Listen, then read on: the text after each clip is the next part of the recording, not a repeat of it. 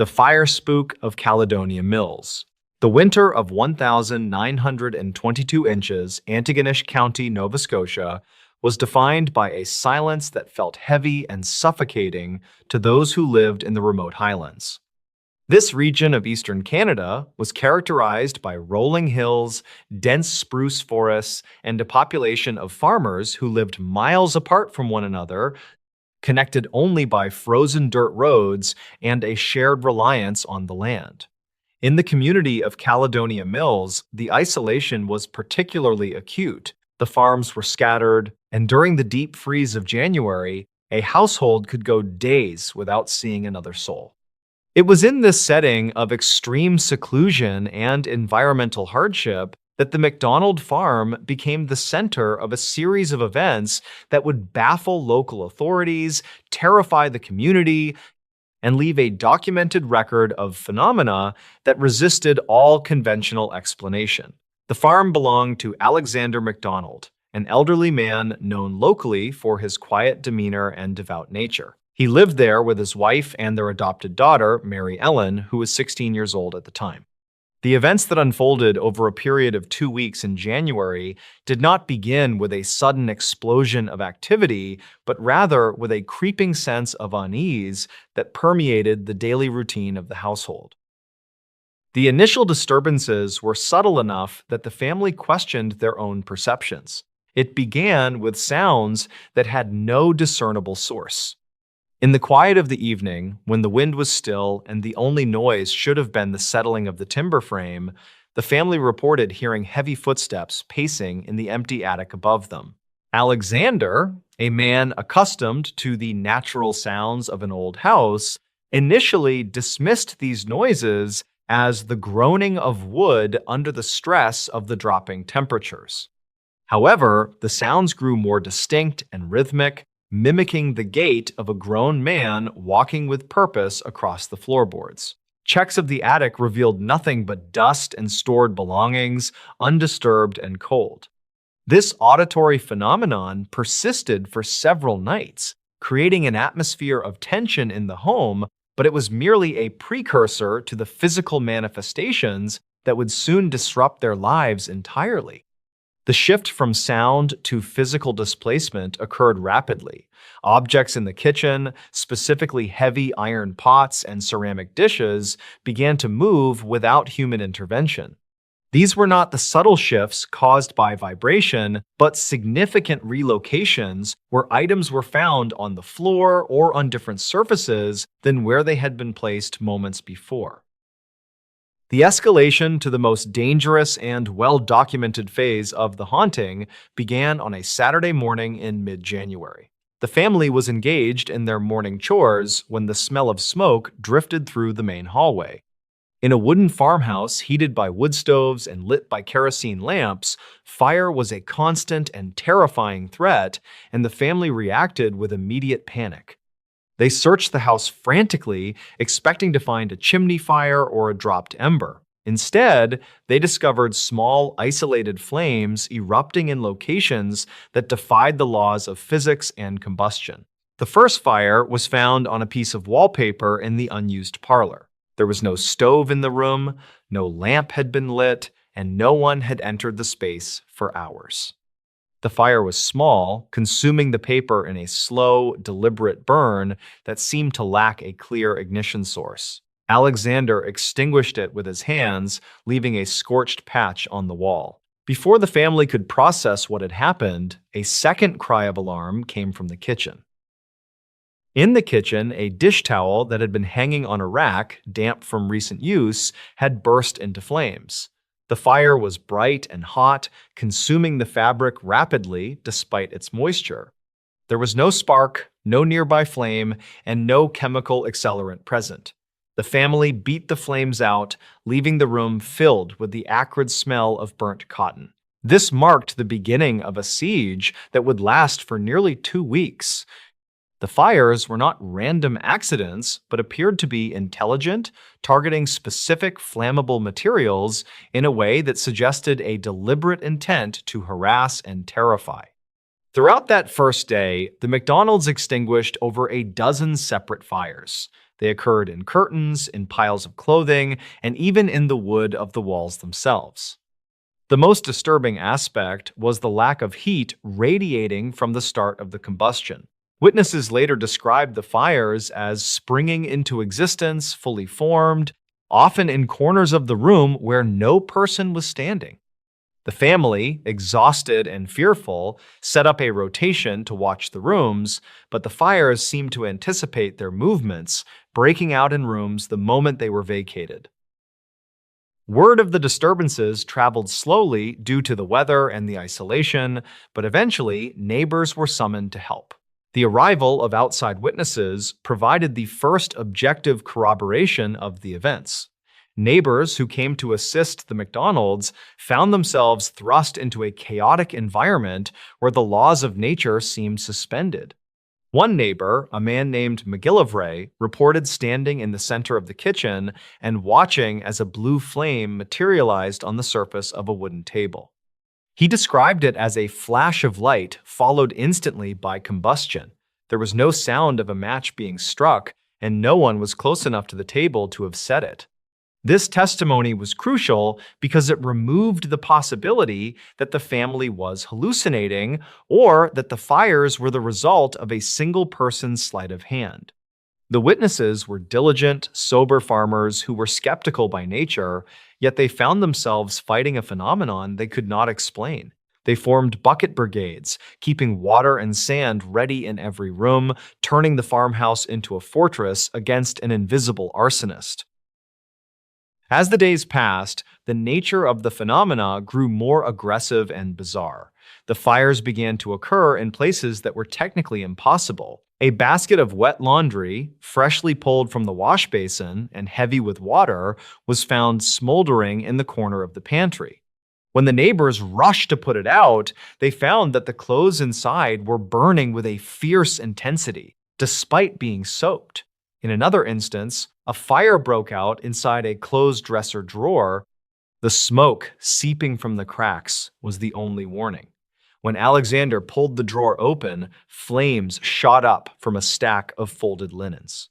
The fire had started in the center of the stack, shielded from the air, and had burned outward. This internal combustion terrified the witnesses, as it implied that no place in the house was safe. The psychological toll on Alexander MacDonald was visible to everyone. He was a man watching his life's work and his sanctuary being dismantled by a force he could not fight. He stopped sleeping, spending his nights patrolling the hallways with a lantern, his eyes scanning the shadows for the next spark.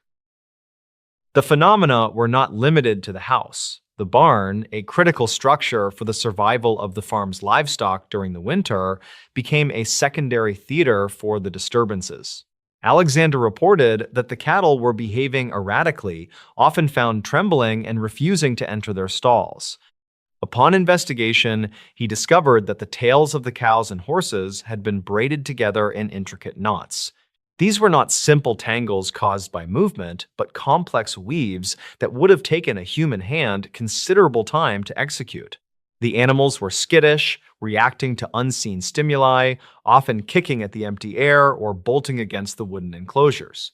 In one instance, a heavy weaving loom stored in an outbuilding was found dismantled, its heavy wooden beams scattered across the floor. The force required to take apart the loom was significant, yet no noise had been heard from the building. These events outside the main house suggested that the presence was not bound to the interior walls, but was attached to the property or the family itself. The intensity of the fires drew the attention of the broader region, and soon, reports began to appear in local newspapers. These reports attracted the curious and the skeptical, including a local journalist named Harold Whidden. Whidden arrived at the farm expecting to expose a hoax or identify a natural cause, such as a chemical leak or faulty wiring. However, the farmhouse had no electricity, and the structure was simple timber and plaster. Whidden became a first-hand witness to the events he had come to investigate. During his time at the house, he observed the spontaneous ignition of a window shade. He was standing only a few feet away, talking to Alexander, when the fabric simply dissolved into flame. He noted in his accounts that he had a clear view of everyone in the room and that no one had moved toward the window. The fire was extinguished quickly, but the impression it left on the journalist was profound. He wrote of the palpable tension in the house, a sense of heavy anticipation that preceded each event, described by the family as a change in the air pressure or a sudden drop in temperature. Suspicions inevitably turned toward the members of the household, as is common in such cases. Mary Ellen, the adopted daughter, became a focal point for those looking for a human agent. It was noted that she was often present in the house when the fires started, though rarely in the immediate vicinity of the flames. In the theory of poltergeist phenomena, adolescents are often cited as unwitting epicenters for the activity, sometimes referred to as agents of recurrent spontaneous psychokinesis. However, in Caledonia Mills, the timeline and logistics made it difficult to pin the blame solely on the girl. Witnesses reported fires starting in the attic while Mary Ellen was in the kitchen or in the barn while she was under observation in the parlor. During one vigil, she was seated between two neighbors, her hands visible, when a fire erupted in a bedroom on the floor above. The sound of the flames crackling was heard before the smoke was seen, and the men rushed upstairs to find the bedclothes ablaze. Mary Ellen had not moved from her chair.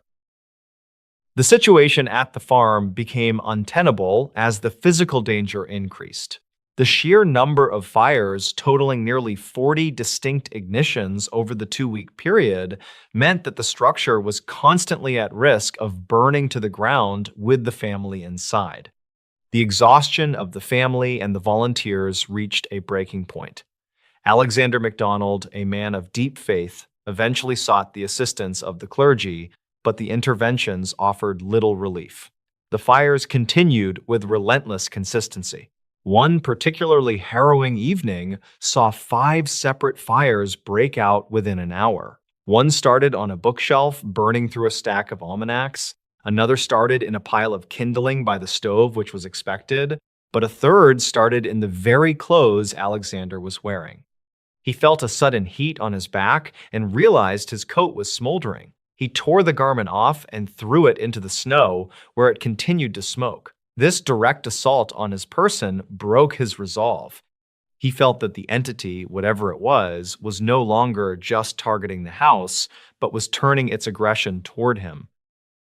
The decision was made to abandon the farm. It was a choice made out of desperation and the primal instinct for survival. In the depth of winter, leaving a homestead was a significant undertaking, but the family felt they had no alternative. They packed what essentials they could carry, fearing that anything they took might carry the infection of the haunting with it. They moved into a neighbor's home temporarily, leaving the MacDonald farmhouse standing dark and empty in the snow. Interestingly, once the family vacated the premises, the fires ceased. The house did not burn down in their absence. It stood silent, the scorched walls and water-damaged floors, the only evidence of the chaos that had ensued. This cessation of activity upon their departure strongly suggested that the phenomenon was linked to the presence of the family rather than the location itself, yet the house retained a reputation of malevolence that kept locals away for years. Following the abandonment, the case attracted the attention of Dr. Plass, Walter Franklin Prince, a renowned researcher from the American Society for Psychical Research. Prince was a meticulous investigator who had handled high-profile cases across North America. He traveled to Nova Scotia to interview the witnesses and examine the site. His investigation was thorough. He collected sworn affidavits from the neighbors who had put out the fires, from the journalist Whidden, and from the MacDonald family. Prince examined the burn marks, noting their peculiar patterns and the lack of accelerants. He famously concluded that the case was one of the very best authenticated cases of poltergeist phenomena on record. His report highlighted the impossibility of human agency in many of the specific incidents. particularly those where multiple independent witnesses had eyes on all family members when fires erupted in distant rooms. Prince's involvement lent a degree of historical weight to the case, preserving the details in the archives of psychical research, yet he could offer no definitive explanation for the source of the energy. The aftermath of the haunting left the MacDonald family fractured. They never returned to live in the farmhouse at Caledonia Mills. The stigma of the event followed them, and the community viewed them with a mixture of pity and suspicion. Mary Ellen, in particular, lived under the shadow of the events. While never charged with any crime, police and fire officials could find no evidence of arson and no means by which she could have set the fires. She was often whispered about as the fire starter or the witch of Caledonia Mills. The psychological impact on a young woman in a rural, superstitious community was severe. She was subjected to scrutiny that lasted for the rest of her life. The farm itself eventually fell into ruin. For decades, the shell of the house remained standing, a local curiosity that teenagers would dare each other to approach, but few would enter. The scorched wallpaper and the charred floorboards remained as silent testaments to the weeks in January 1922 when the laws of thermodynamics seemed to unravel. One of the most enduring mysteries of the case was the specific nature of the blue flash described by the neighbor McGillivray. This detail appears in multiple accounts and aligns with other historical reports of poltergeist activity where witnesses describe luminous phenomena preceding physical disturbances. In the context of 1922 rural Canada, there was no technology available to the MacDonalds that could produce such an effect. Flashlights were primitive, and electrical grids did not reach their farm. The blue light suggests an ionization of the air or a plasma-like discharge, concepts that were alien to the farmers who witnessed them. They lacked the vocabulary to describe what they were seeing, often resorting to terms like spirit lights or hellfire. This specific detail lends credibility to the account because it is a bizarre, specific observation that an uneducated farmer would be unlikely to invent when trying to describe a simple fire. The Caledonia Mills case remains one of the most significant yet overlooked episodes in Canadian paranormal history. It lacks the cinematic narrative of a haunted house where ghosts appear in mirrors or voices scream in the night. Instead, it was a haunting of physics, of heat, displacement, and silence. It was a terrifying ordeal of survival against an element that turned against the residents. The fire, usually the farmer's friend against the bitter cold, became the predator. The image of the family and their neighbors standing in the freezing snow, watching smoke curl from the eaves of a house that was trying to destroy itself from the inside, captures the essence of the horror. It was a violation of the domestic sanctuary, an intrusion that offered no communication, no demands, and no resolution. Attempts to debunk the story have always hit the wall of the sheer number of witnesses. To dismiss the Caledonia Mills fires as a hoax requires one to believe that a quiet, elderly religious couple and their young daughter conspired to destroy their own home and livelihood in the middle of winter, and that they managed to fool dozens of their neighbors, the local police, and a cynical journalist while doing so. It requires assuming that they could set fires inside closed drawers and wet laundry without being detected by people standing inches away. The logistical complexity of faking such a phenomenon, particularly the simultaneous fires in different rooms, argues against the hoax theory. Furthermore, the family gained nothing from the events. They lost their home, their standing in the community, and their peace of mind. There was no financial gain, no book deal, and no fame sought. They simply fled to survive. The final records of the incident are kept in the archives of the Historical Societies of Nova Scotia and the files of the psychical research organizations that took an interest. They tell the story of a battle fought in a farmhouse kitchen with buckets of water and sand against an enemy that could not be seen or touched. The timeline of the events shows a clear beginning, a violent escalation, and an abrupt end that coincided with the family's departure. This pattern is consistent with the profile of poltergeist activity, which is often transient and person-centered. However, for the people of Caledonia Mills, it was not a scientific anomaly, but a terrifying reality.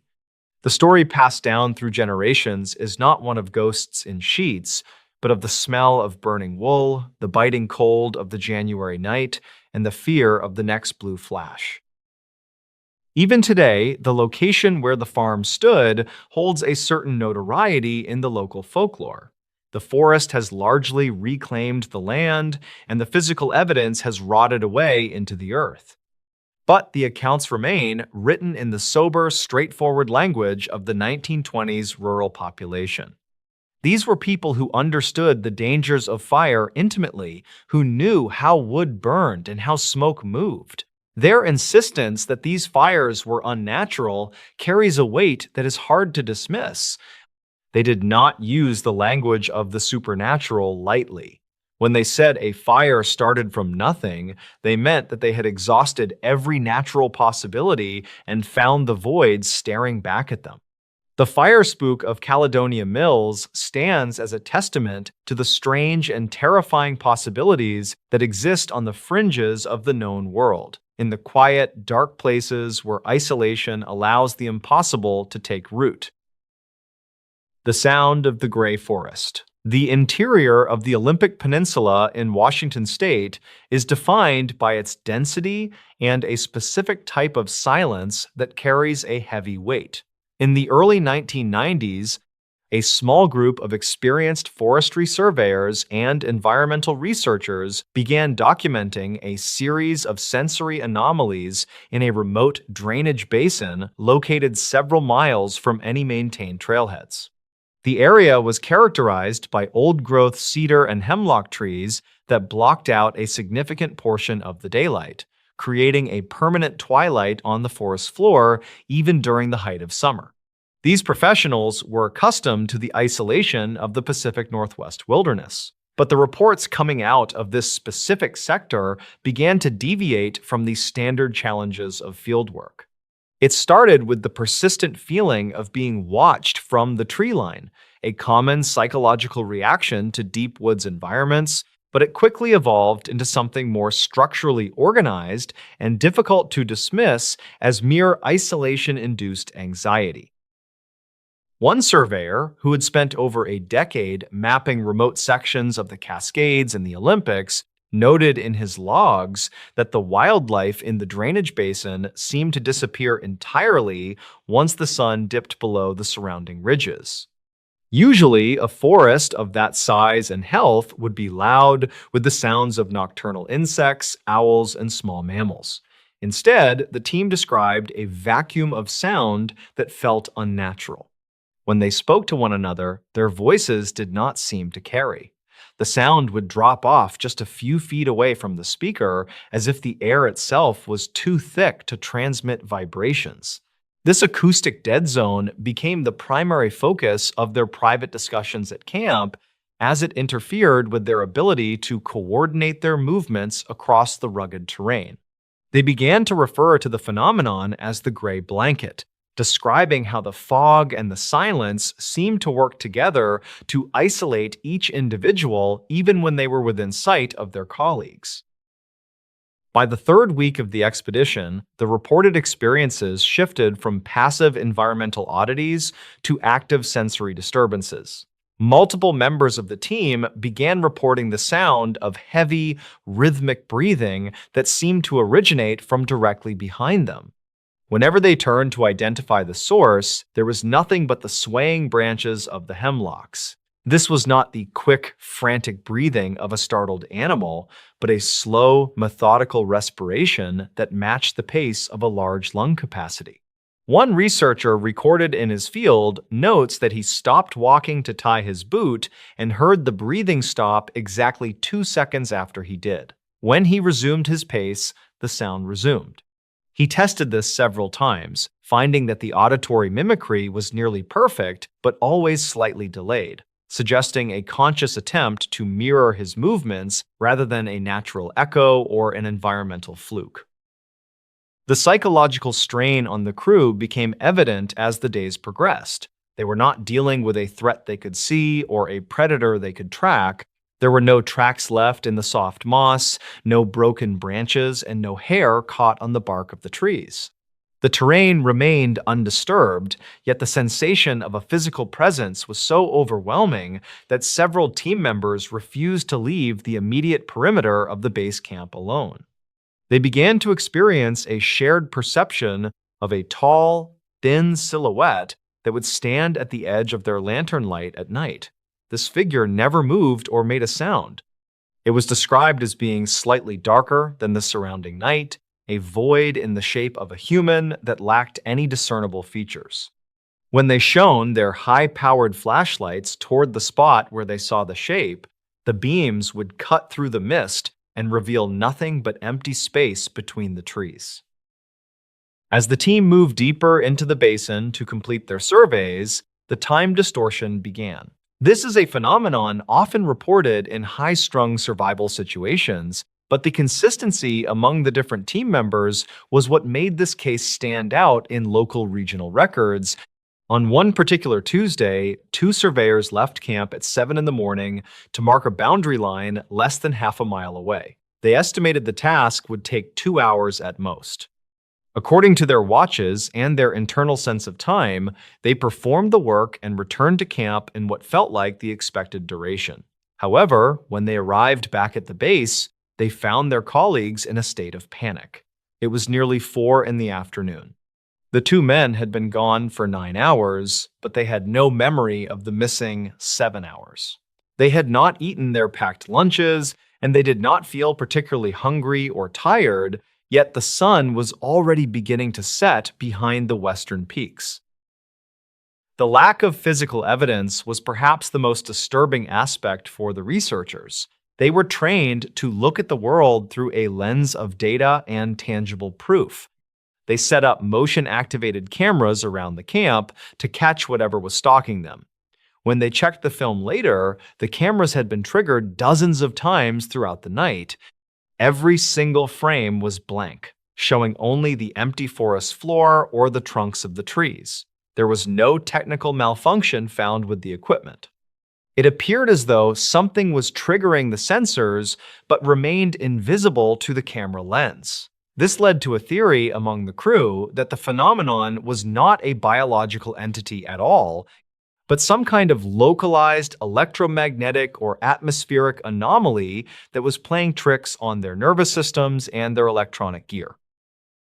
One evening, the entire group experienced a collective auditory event that ended their desire to remain in the basin. They were sitting around a small stove, trying to maintain a sense of normalcy, when a sound like a heavy metallic lid being slammed shut echoed through the valley.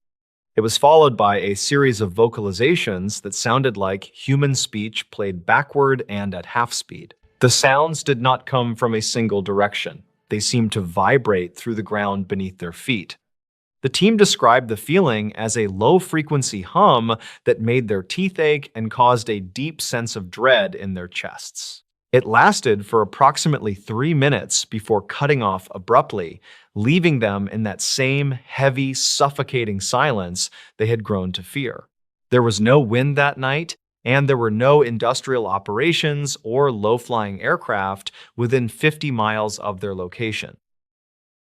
The following morning, the decision was made to break camp and head back to the trailhead early. The retreat was marked by a sense of urgency that bordered on panic. As they packed their gear, they found that several items had been moved. Their heavy sample bags, which had been neatly stacked the night before, were now scattered in a wide circle around the campsite. Nothing was missing and nothing was damaged, but the bags had been relocated with a precision that seemed intentional. The heaviest bags weighed over 60 pounds, and moving them would have required significant effort, yet no one had heard a sound during the night. The moss on the ground where the bags had been dragged showed no signs of disturbance, as if they had been lifted and placed down rather than pulled across the surface. During the hike out, the lead surveyor reported seeing a man standing in a thicket of ferns about 50 yards off the trail. The man was dressed in clothing that appeared to be from the 1920s, consisting of a heavy wool coat and a wide-brimmed hat. He was standing perfectly still, looking away from the trail. The surveyor called out to him, thinking it might be a lost hiker or a local resident, but the man did not respond. When the surveyor stepped off the trail to get a closer look, the figure seemed to dissolve into the shadows of the trees. It didn't run or hide, it simply ceased to be visible as the light shifted. The rest of the team, who were only a few paces behind, saw nothing but the ferns. This incident further cemented the idea that the environment itself was projecting images or memories that had no place in the present moment. When the group finally reached the trailhead and returned to their office in the city, they found it difficult to translate their experiences into an official report.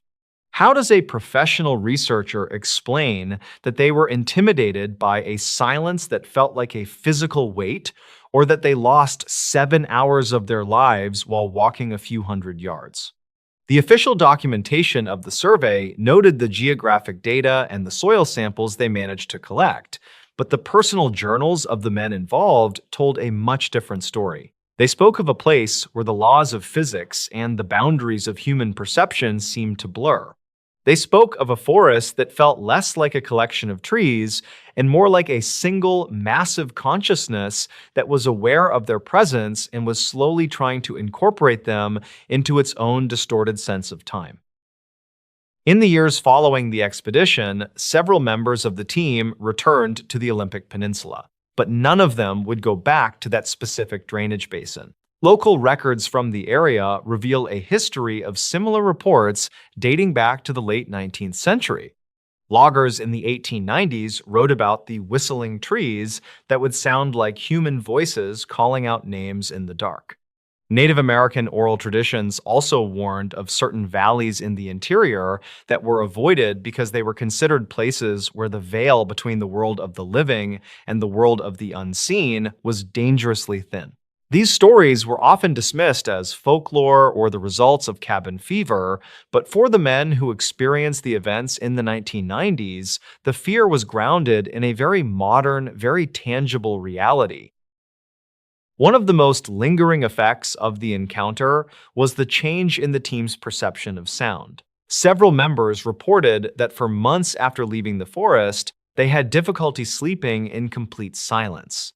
They had grown so accustomed to the oppressive, artificial quiet of the basin that the normal sounds of a suburban neighborhood, the hum of a refrigerator, the distant sound of traffic felt abrasive and loud. Conversely, if they found themselves in a truly quiet room, they would start to hear that same rhythmic breathing they had heard in the woods. It was as if a part of their auditory processing had been permanently recalibrated by the environment they had stepped into. They were no longer able to trust their own ears, constantly questioning whether a sound was real or a lingering echo of the Olympic interior. The mystery of the missing time was never solved. No evidence of drug exposure, carbon monoxide poisoning, or shared delusional episodes could be found. The men were in peak physical and mental health prior to the trip. The equipment they used was calibrated and functioning correctly. The only common denominator was the location itself. Geologists have since looked into the area, noting that the specific mineral composition of the rock in that basin might create unusual magnetic variances, but nothing that would account for the level of sensory distortion reported by the witnesses. The magnetic theory also fails to explain the visual sightings or the organized movement of the heavy equipment. As the story of the survey team faded into local legend, it joined a long list of unexplained occurrences in the deep woods of the American Northwest. These are stories that don't involve monsters in the traditional sense, but rather a fundamental breakdown of what we consider to be reality. The forest remains there, a sprawling, indifferent expanse of green and gray. The drainage basin is still remote, rarely visited by anyone today. The trees continue to grow in the permanent twilight, and the silence remains as heavy as it was 30 years ago. For those who know where to look in the archives, the reports of the breathing woods and the missing hours serve as a quiet reminder that there are still pockets of the world where the human experience is not the dominant one. The psychological impact of the incident led one of the researchers to pursue a secondary career in acoustic ecology, trying to understand how soundscapes can influence human behavior and perception. He never found a perfect match for what he heard in the Olympics, but he did discover that certain low-frequency vibrations can induce feelings of paranoia and the sensation of being watched. However, he admitted that this scientific explanation didn't quite cover the visual elements or the synchronized loss of time. He remained convinced that while science could explain the symptoms, it couldn't explain the source. To him, the basin was a place where the environment was actively trying to communicate something, even if the human brain wasn't equipped to translate the message. The events are often cited in specialized circles as a classic example of an environmental haunting. Unlike a traditional haunting centered on a house or a grave, an environmental haunting is tied to the land itself. It is a recurring pattern of energy or perception that is triggered by specific conditions in the natural world. In this case, the combination of the dense canopy, the unique geography of the basin, and perhaps the specific weather patterns of the Olympic Peninsula created a perfect storm for a reality-bending experience. It suggests that our understanding of the wilderness is still very much on the surface, and that beneath the beauty of the national parks lies a layer of the world that is completely alien to us. The narrative of the Gray Forest serves as a cautionary tale for those who venture too far off the beaten path without respecting the power of the landscape. It isn't about the fear of a predator or the fear of getting lost. It is the fear of losing one's grip on the fundamental truths of existence. The men who walked into that basin were professionals who believed in maps, watches, and the reliability of their own senses.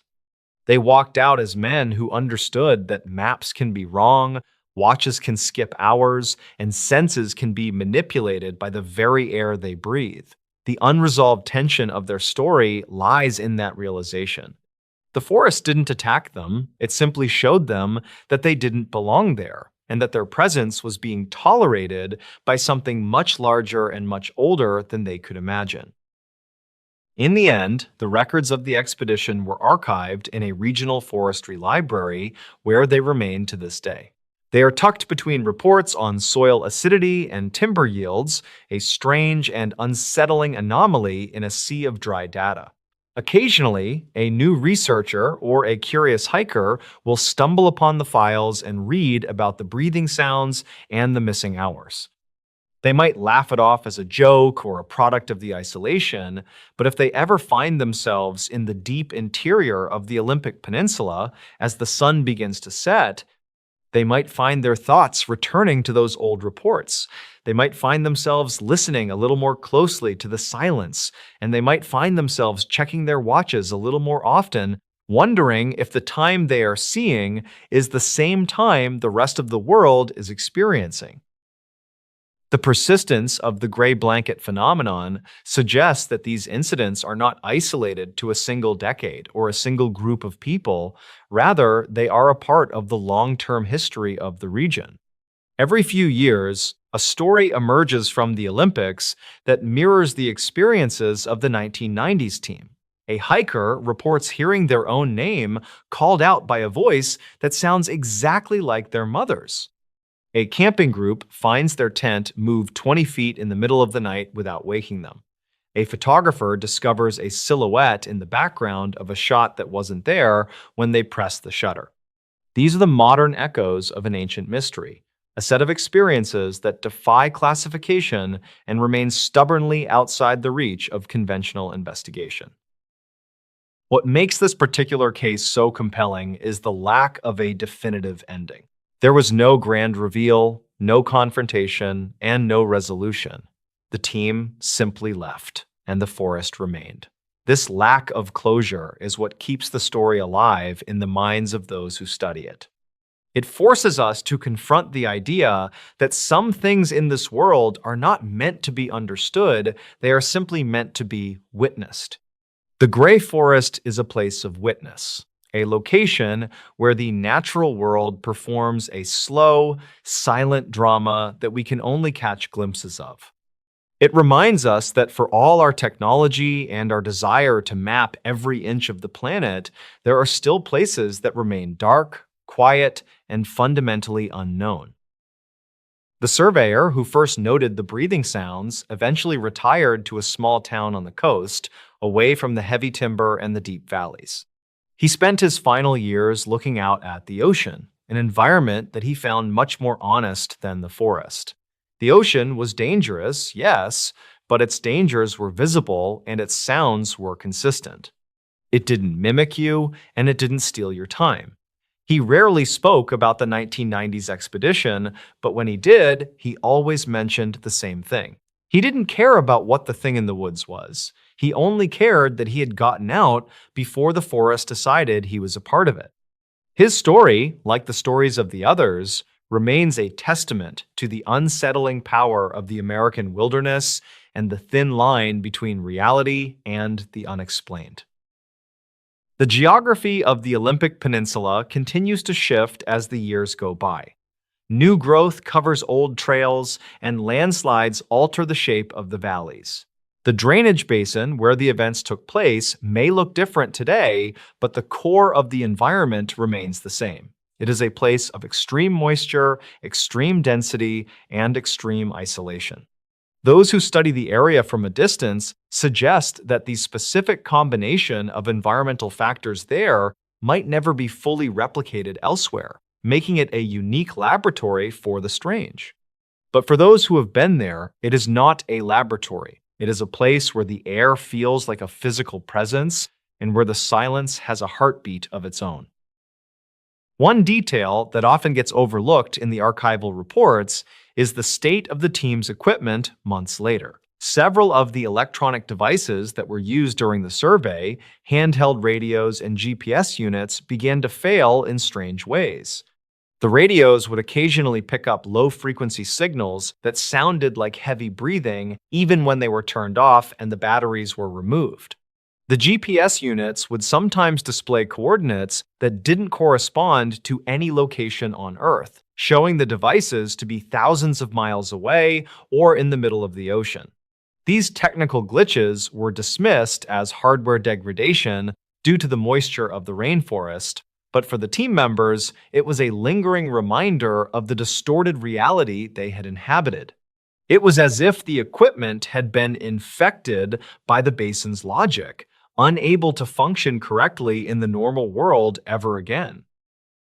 The legacy of the incident is found in the quiet conversations between park rangers and longtime residents of the peninsula. They know which areas to avoid during certain times of the year. They know that when the fog rolls in a certain way and the wind dies down completely, it's time to head back to the lowlands. They don't call it paranormal, and they don't call it a haunting.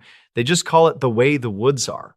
This acceptance of the unexplained is a hallmark of the region, a recognition that the natural world has its own rules and its own moods. The story of the 1990s survey team is just one chapter in a much larger book of the Olympic interior, a book that is still being written by anyone brave or foolish enough to wander into the silence of the gray forest. As we look back on the timeline of these events, the escalation is clear. It began with a feeling, moved to a sound, transitioned into a distortion of time, and ended with a physical manipulation of the environment. This progression suggests a process of acclimatization, as if the environment was slowly tuning itself to the frequency of the human observers. If the team had stayed another week, it is impossible to know what the next stage would have been. Would the visual sightings have become more solid? Would the missing time have stretched into days or weeks? The decision to leave was not just a matter of comfort, it was a matter of self-preservation. They left because they realized they were losing the ability to distinguish between what was happening around them and what was happening within them. The final report from the lead researcher concluded with a surprisingly candid remark for a government document. He wrote that while the mission was a success in terms of data collection, he recommended that the specific sector be designated as a restricted area for future research. He didn't provide a scientific justification for this, but simply stated that the psychological toll on personnel was too high to justify further exploration. The recommendation was never officially adopted, but the sector remains largely ignored by the Forestry Service to this day. It is a place that has been effectively erased from the map by a consensus of silence.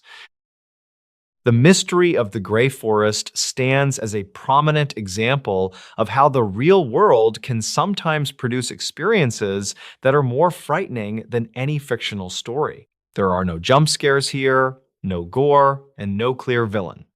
There is only the slow realization that the world we think we know is actually a very thin veneer over something much more complex and much more indifferent to our existence. The men of the survey team were not victims of a crime, but they were victims of a profound loss of certainty. They learned that the forest is not just a place we visit, it is a place that can visit us, changing our perception of time, sound, and reality itself. And once that change has happened, there is no going back to the way things were before. Today, the Olympic Peninsula remains a destination for millions of tourists who come to see its rugged beauty. They hike the trails, take photos of the moss-covered trees, and marvel at the scale of the landscape. Most of them never experience anything out of the ordinary. They stay on the path, they keep an eye on the time, and they return to their cars before dark. But for a few, the forest reveals its other side. They might notice the silence getting a bit too heavy, or they might hear a sound that doesn't belong. For them, the story of the 1990s survey team isn't just a piece of local history, it is a warning. It is a reminder that in the heart of the woods, there is a gray forest that is always watching, always breathing, and always waiting for someone to lose their way in its silent, timeless embrace. The details of the breathing and the silhouettes have been mirrored in other accounts across the border in Canada and further south in the Oregon wilderness, suggesting a broader phenomenon that spans the entire Pacific Northwest. Some researchers have suggested a link to infrasound produced by the interaction of wind and specific geological formations, which can cause hallucinations and physical discomfort. Others point to the possibility of unknown chemical compounds released by certain types of fungi in the deep woods. While these theories provide a comforting layer of scientific possibility, they fail to account for the shared nature of the experiences. When 5 different people see the same shadow and hear the same sound at the same time, the explanation must account for more than just an individual's brain chemistry. In the end, the story is left to the archives and the memories of the few who were there. It remains a definitive case of a real-world paranormal encounter that was documented by credible witnesses and never solved. It challenges our understanding of the environment and our place within it. The Olympic Peninsula is a vast and beautiful place, but it is also a place of deep shadows and unexplained silences. The next time you find yourself in the deep woods and the wind dies down and the birds stop singing, take a moment to listen. You might just hear the rhythmic breathing of the forest itself, reminding you that you are just a guest in a world that doesn't always play by your rules. The survey team members eventually moved on with their lives, but they were forever marked by those 3 weeks in the basin. One became a recluse, another changed careers entirely to work in urban planning, and the rest simply stopped going into the woods for recreation. The bond they formed was one of shared trauma and mutual understanding, a silent agreement never to fully explain what they felt during those missing hours. They knew that words would only diminish the reality of the experience. They had touched something that wasn't meant to be touched, and they had seen a side of the world that most people are lucky enough to never encounter. Their legacy is a reminder that the greatest horrors are often those that cannot be seen, but only felt in the weight of the air and the stillness of the trees. The story of the Gray Forest is not a ghost story in the traditional sense, but it is a story about the haunting power of the natural world. It is about the way a landscape can hold on to memories, or the way it can project a reality that is completely separate from our own. It is about the fragility of the human mind when faced with something it cannot categorize. As long as there are remote places on this earth, there will be stories like this. Stories of people who went into the wild and came back, changed not by what they saw, but by what they couldn't see. The Olympic interior remains a testament to that enduring mystery, a place where the gray blanket still falls and where the silence is never truly empty. The unseen presence at Point Lookout. The coastline along the northern tip of Stradbroke Island remains a place where the landscape often dictates the mood of those who traverse it. In the early 1950s, the area around Point Lookout was far more isolated than it is today, consisting mostly of rugged cliffs, dense scrub, and a few scattered dwellings that braved the salt spray and the isolation. Local families and visiting fishermen often spoke of the peculiar atmosphere that settled over the headlands when the sea mist rolled in, obscuring the horizon and muffling the sound of the crashing waves. It was during this period that a series of documented reports began to emerge regarding a specific stretch of the coastal path, where multiple individuals claimed to have encountered a presence that defied standard explanation. These witnesses were not looking for ghost stories. They were workers, locals, and travelers who found themselves caught in moments of profound, inexplicable dread. The first significant account involved a local surveyor named Thomas who was tasked with mapping the terrain near the North Gorge. It was a clear afternoon with high visibility, yet as Thomas worked near the edge of the cliffs, he reported a sudden and localized drop in temperature that felt entirely out of step with the subtropical climate. He described a sensation of being watched from the thickets of banksia trees that lined the ridge. When he turned to look, he saw nothing but the swaying branches, but the feeling of a heavy, breathing presence just behind his shoulder became so overwhelming that he was forced to stop his work. He later told acquaintances that it wasn't just a feeling of being observed, but a physical weight in the air that made it difficult to move his limbs with their usual coordination. He left his equipment and returned to the main settlement, refusing to go back to that specific coordinate until the following morning. As the weeks progressed, other reports began to filter through the small community. A group of fishermen who had set up camp near the same area reported a night of broken sleep and mounting anxiety.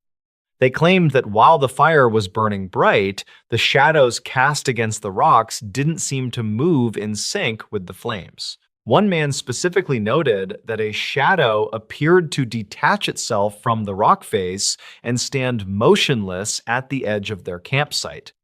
There was no sound of footsteps on the dry leaves, and no rustle of clothing, yet every man in the group felt an instinctive urge to remain silent and still. They didn't speak to each other until the sun rose, at which point they discovered that none of them had actually seen a physical person, yet all of them had perceived the exact same dark shape standing in the same spot for nearly 4 hours. The phenomenon wasn't limited to nighttime encounters. A woman named Elizabeth, who lived in one of the few permanent cottages on the island, reported an incident during a midday walk along the cliffs. She was familiar with the local wildlife and the sounds of the bush, but on this particular day, she noted that all bird calls and insect noises suddenly ceased. The silence was so absolute it felt unnatural. As she continued along the path, she saw a figure dressed in dark, heavy clothing standing near the cliff edge. Thinking it was a hiker in distress, she called out to offer assistance. The figure did not turn or acknowledge her. As she approached within 20 feet, the figure seemed to blur at the edges, losing its definition against the blue of the ocean behind it. Elizabeth stopped in her tracks when she realized that she could see the horizon line directly through the torso of the individual. Within seconds, the shape dissipated like smoke, and the sound of the wind and birds returned instantly, as if a vacuum had been lifted. These incidents began to create a sense of unease among the residents of Point Lookout, leading some to look into the history of the land. There were no records of recent disappearances or violent crimes in that specific area that could provide a logical basis for a haunting. Instead, the report suggested a recurring environmental glitch or a residual presence that had no interest in communicating with the living. The witnesses often described a sense of profound sadness or ancient indifference emanating from the phenomenon. It wasn't an aggressive haunting in the traditional sense, but rather a series of intrusions by something that didn't belong to the current timeline. Some suggested that the unique geological composition of the island, with its massive sand dunes and underground freshwater aquifers, might be responsible for some kind of natural recording of past events, though this was purely speculative. By the mid-1950s, the frequency of these reports increased. A delivery driver who frequently moved supplies to the lighthouse keepers reported a strange distortion of time while driving the coastal track. He claimed he left the settlement at his usual time, a trip that normally took 20 minutes. He remembered seeing a tall, dark figure standing in the middle of the road near the North Gorge. He braked hard, expecting a collision, but the figure was gone before his truck came to a complete stop. When he checked his watch, upon arriving at the lighthouse, nearly 2 hours had passed that he could not account for. He had no memory of anything other than the figure in the road and the sudden realization that the sun was much lower in the sky than it should have been. His fuel gauge also showed significantly less petrol than it should have for such a short journey, suggesting the vehicle had been idling or driving for a much longer duration. The local authorities were eventually notified of these recurring complaints, though there was little they could do. Without a crime or a missing person, the reports were filed away as curiosities or the result of heat exhaustion and isolation. However, the consistency of the descriptions provided by unrelated witnesses was difficult to ignore. Almost everyone mentioned the same dark, heavy clothing, the same blurring of edges, and the same paralyzing sense of dread that preceded the sighting. One constable who took a statement from a distraught camper noted that the witness seemed genuinely traumatized, not by what the figure did, but by the sheer wrongness of its presence. The camper had described the figure as having no face, just a smooth, dark surface where features should be, which seemed to absorb the light around it. In 1957, a visiting researcher from the mainland who was interested in coastal erosion spent several nights camping near the site of the most frequent sightings. He kept a meticulous log of weather conditions, tide levels, and any unusual occurrences. On his third night, his notes became increasingly erratic. He wrote about a rhythmic thumping sound that seemed to come from beneath the ground, followed by the sensation of the air becoming thick and difficult to breathe. He described seeing a series of lights moving across the water that did not correspond to any known shipping lanes or aircraft. Most tellingly, he recorded an experience where he felt his own perception of his surroundings begin to fracture. He wrote that the cliffs looked like they were made of glass, and he could see figures moving deep within the stone. He left the island the next day, leaving his research unfinished and refusing to discuss his notes in detail with anyone. The phenomenon at Point Lookout never reached a definitive conclusion or a dramatic climax. Instead, as the island became more developed and the population grew, the sightings began to taper off. The construction of newer roads and the clearing of some of the denser scrub may have altered the environment in a way that disrupted whatever conditions allowed these experiences to occur. By the 1970s, the stories had largely transitioned into local folklore, told to tourists around campfires, but rarely experienced with the same intensity as they were in the 1950s. The dense, oppressive atmosphere that once defined the North Gorge seemed to lift, or perhaps the modern world simply became too loud for the subtle distortions to be noticed. There are still those who walk the coastal paths today and claim to feel a sudden, inexplicable chill or a sense of being followed when no one else is around.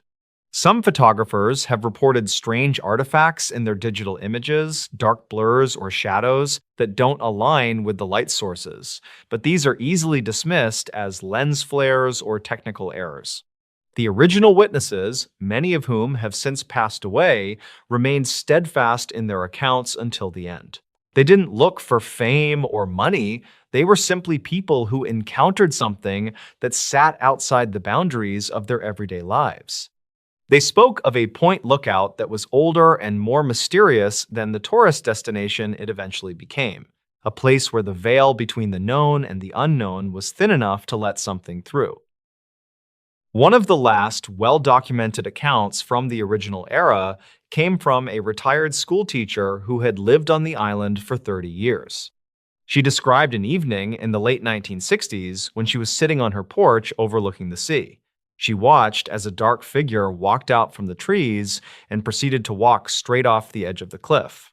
She ran to the edge, expecting to see a body on the rocks below, but the beach was empty and there was no sign of any disturbance in the water. There were no footprints in the sand, despite the tide being out. She noted that the most disturbing part wasn't the fall, but the way the figure moved. It didn't have the gait of a human, but rather moved with a mechanical, sliding motion that suggested it wasn't interacting with the gravity of the earth in a normal way. The mystery of the Point Lookout presence remains one of the most compelling examples of a localized, non-criminal paranormal event. It lacks the hallmarks of a staged hoax, as the witnesses were diverse and had nothing to gain from their stories. The lack of a clear backstory or a specific ghost with a name and a grievance makes it even more unsettling. It suggests that there are places in the world where the environment itself holds on to something we don't understand, or where time doesn't always flow in a straight line. The incidents were never linked to any cult activity, pranksters, or natural gas leaks that could cause hallucinations. They were simply moments of high-tension reality that left those involved forever changed in their perception of the world. The archival records of these events serve as a reminder that the world is often stranger than we give it credit for. While we look for logical explanations for every shadow and every chill, some things remain stubbornly outside the reach of science and reason. The people who stood on those cliffs in the 1950s and saw the faceless figures or felt the missing hours didn't care about theories. They only knew that they had touched something that felt fundamentally alien to the human experience. The landscape of Stradbroke Island continues to shift with the wind and the waves, but the memory of those encounters stays locked in the old reports and the stories told by those who remember the silence of the North Gorge. Even in the present day, researchers of the unexplained occasionally visit the island, hoping to catch a glimpse of what the early residents described. They bring sensors and cameras, looking for electromagnetic fluctuations or temperature spikes. While they sometimes find minor anomalies, nothing has ever matched the sheer scale and frequency of the mid-century sightings. It is as if the phenomenon had a lifespan of its own, or perhaps it only manifests when the conditions of human isolation and natural wildness are perfectly balanced. The modern amenities of the island may have acted as a form of grounding, pushing the unexplained back into the deeper, unreachable parts of the scrub. If you talk to the older generations who still reside in the area, they might point to a specific bend in the path or a particular rock formation where the air still feels a little too heavy. They won't tell you it is haunted by a person, but they might tell you that the land there has a memory that hasn't quite faded. They describe it as a ripple in water that takes a long time to settle. The feeling of being watched, the sudden silence of the birds, and the distortion of the light remain the primary indicators of this lingering residue. It is a haunting of place, not of person, where the horror comes from the realization that we are not always the primary inhabitants of the spaces we occupy. The legacy of these events is a quiet one. There are no plaques or markers indicating where the most famous sightings occurred.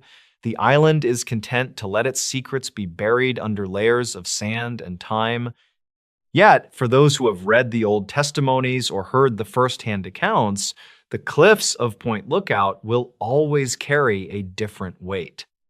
They represent a window into a period where the unexplained was a part of daily life for a few unfortunate witnesses, a time when the darkness at the edge of the campsite was something to be respected and feared.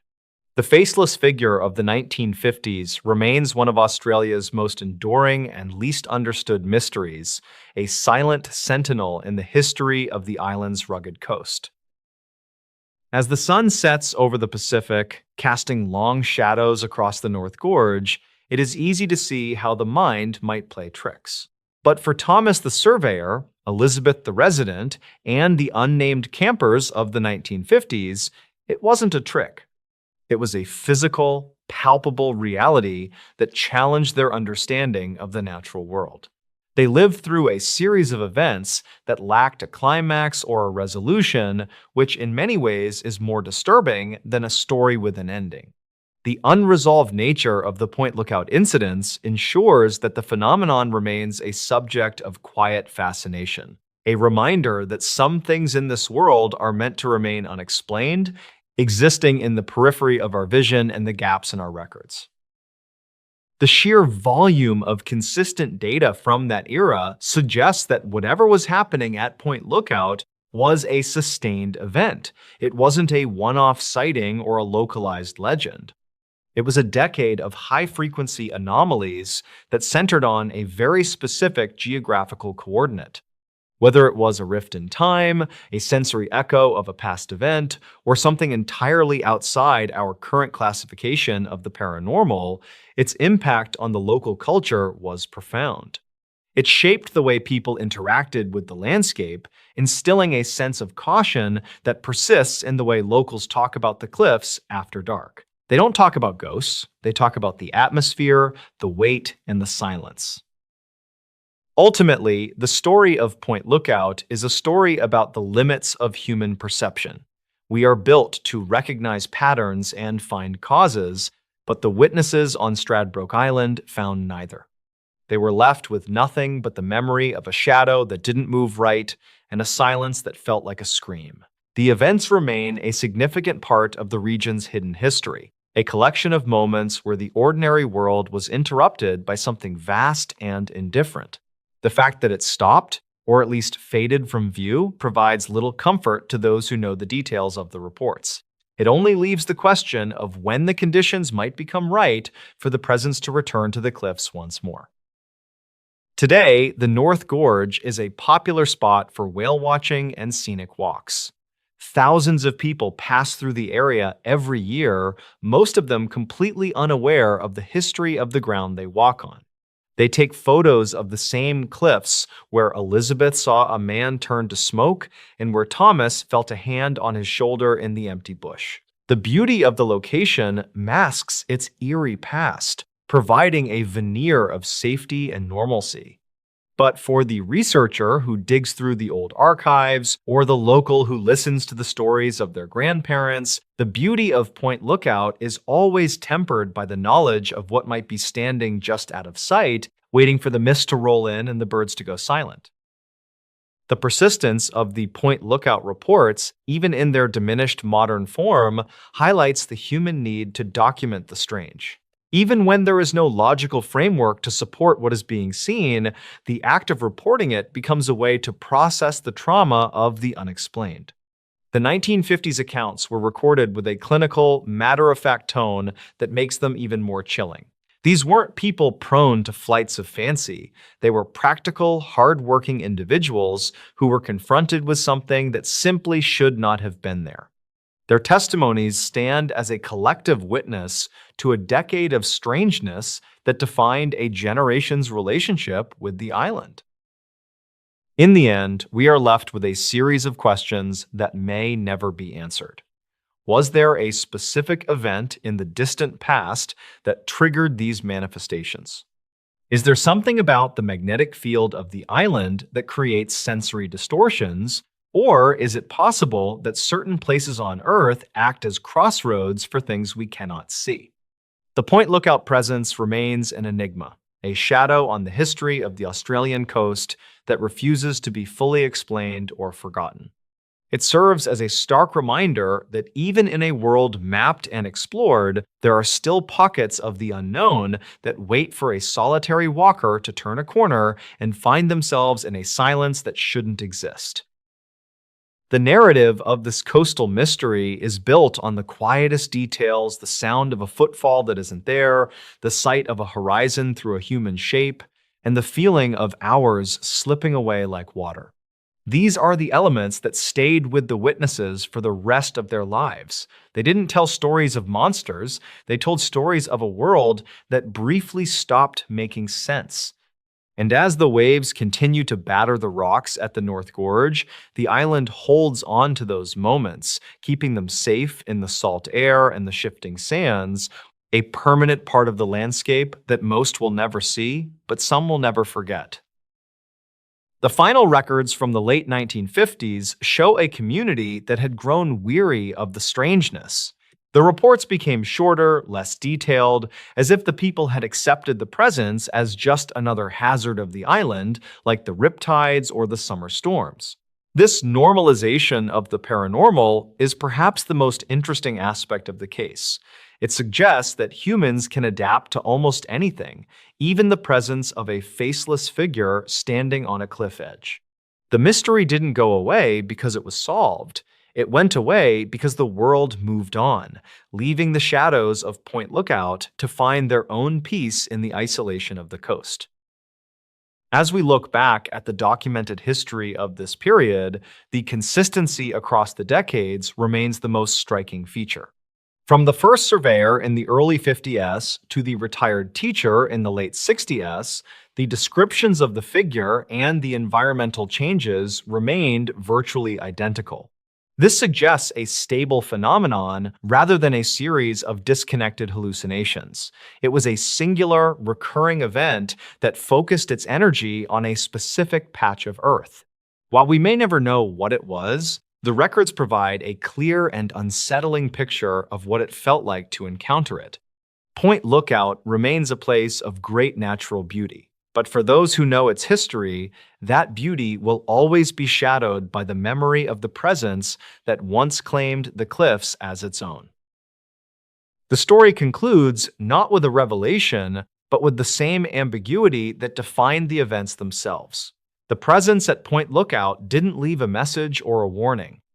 It didn't change the course of history or reveal great truths. It simply existed, a brief and terrifying intersection between the known and the unknown. Its legacy is found in the hushed tones of local stories and the yellowing pages of old reports, a reminder that the most disturbing things are often the ones that have no explanation and no purpose, existing simply because the world is far more complex than we can imagine.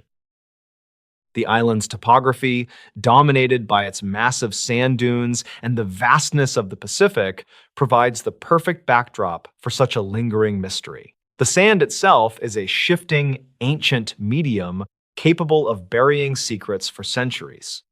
Some believe that the very ground at Point Lookout acts as a vessel for these echoes, and that the events of the 1950s were simply a period where the vessel overflowed. Whether that is true or not, the impact on those who experienced it was very real. They walked away from those cliffs with a new understanding of the dark, a sense that the shadows aren't always empty, and that the silence of the bush isn't always peaceful.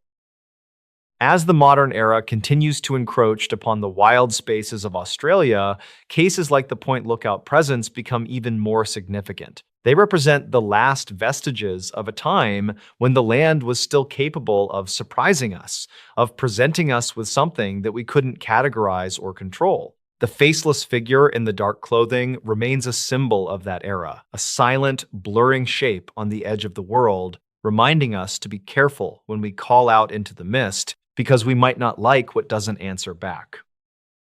The archival search for similar incidents along the coast has yielded few results that match the intensity of Point Lookout. Other islands have their legends, and other headlands have their ghost stories, but none possess the same clinical documentation of a recurring, non-criminal environmental disturbance. This uniqueness makes the case a cornerstone of Australian paranormal research, even if it remains out of the mainstream spotlight. It is a local mystery that has stayed local, preserved by the people who live there and the archives that keep their secrets. In closing, the events at Point Lookout during the 1950s stand as a testament to the power of place. The cliffs, the gorge, and the sea created a stage for something that defied the laws of the everyday. The witnesses were the unwilling audience, left to interpret a performance that had no script and no end. Their stories remain as a shadow on the landscape, a chilling reminder that some parts of the world are still governed by rules we haven't learned yet, and that the most frightening things are often the ones that stand perfectly still and say nothing at all. The final analysis of the witness accounts suggests that the dread was the most consistent symptom of the encounter. It was a biological response to an external stimulus that the human brain couldn't process. When the fishermen saw the shadow detach from the rock, or when Elizabeth saw the horizon through a man's chest, their bodies responded with a primal fear that bypassed logic. This fear is what links all the stories together, creating a narrative of a decade-long haunting that left a permanent mark on the psyche of a small island community. The presence may be gone, or it may simply be waiting for the world to become quiet enough for it to be seen again. Would you like me to investigate another lesser-known paranormal incident from the 20th century, perhaps focusing on the survival situations in the Canadian wilderness?